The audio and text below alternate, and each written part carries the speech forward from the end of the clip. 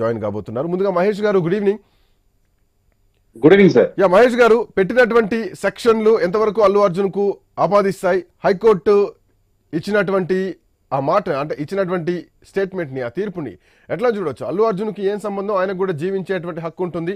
ఈ కేసులు non bailable కేసులు ఆయన పైన ఎట్లా పెడతారంటూ కూడా హైకోర్టు ఒక క్వశ్చన్ చేయడం జరిగింది.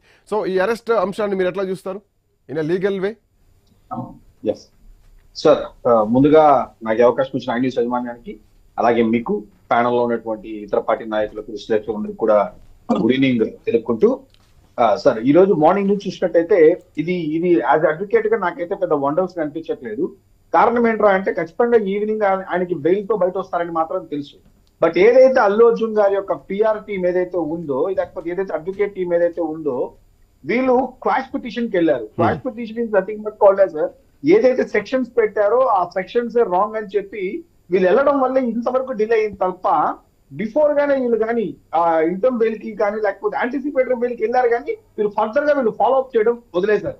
ఇంకోటి ఏంటంటే, ఎవరికి కూడా మీరు ఇందాక అన్నారు, ఎవరికి కూడా కనీసం తెలుగు కూడా తెలియదు ఈ రోజు అల్లు అర్జున్ గారికి వచ్చి అరెస్ట్ చేస్తారనే విషయం ఎవరు కూడా ప్రిడిక్ట్ చేయలేదు. ఎంటైర్ ఇండస్ట్రీ కానీ లేకపోతే ఫ్యామిలీ మెంబర్స్ కానీ ఎవరు కూడా దాన్ని ప్రిడిక్ట్ చేయలేకపోవడం, దానివల్ల ఏంటంటే ఫర్దర్ గా వచ్చే కాన్సిక్వెన్సెస్ ని వాళ్ళు ఎలా ఎదుర్కోవాలనే దాంట్లో డెఫినెట్లీ కొంత ఇబ్బంది అయితే పడ్డారు. కాబట్టి మనం తీసుకుంటూ ఆ క్వాష్ పిటిషన్ కి వెళ్ళడం.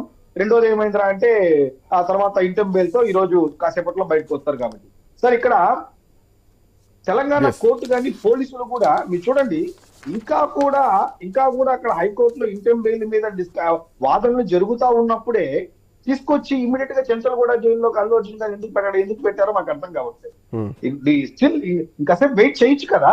సో ఇంత లోపల ఒక 2 వెహికల్స్ తీసుకొచ్చేసి లోపల చెంచల్గూడ జైల్లోకి వచ్చేసి అరెస్ట్ చేశారని చెప్పి 14 days రిమాండ్ అని చెప్పి ఆడు జరుగుతుంది కదా, ఆడు ఇంకా వాదనలు జరుగుతా ఉంది కదా, అంత లోపల ఎందుకు అత్యుత్సాహం చూపించారనేది మాత్రం మనకు అర్థం కావట్లేదు.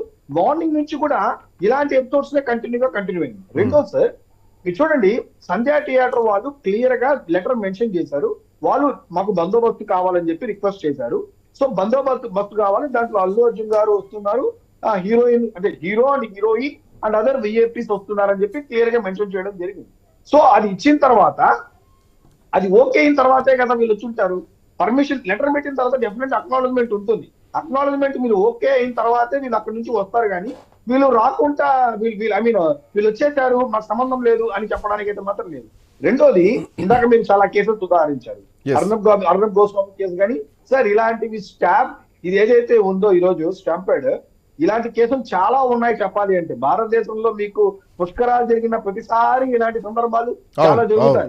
అని చెప్పి మనం అక్కడ ఈవెంట్ ఆర్గనైజర్ నో లేకపోతే ఆ ర్యాలీని తీసుకొచ్చిన వాళ్ళ మీద కేసులు పడినట్టు అలా ఎక్కడ కూడా చూడండి. రీసెంట్ గా మీరు చూసుకుంటే డోలా బాబా అనే కేసు 110 మంది చనిపోయి ఉంటారు. సో ఈ మధ్య మీరు చూసుకుంటే ఐ థింక్ సమ్ స్టేట్ లో అలా కూడా ఒక ఇన్సిడెంట్ జరుగుతుంది.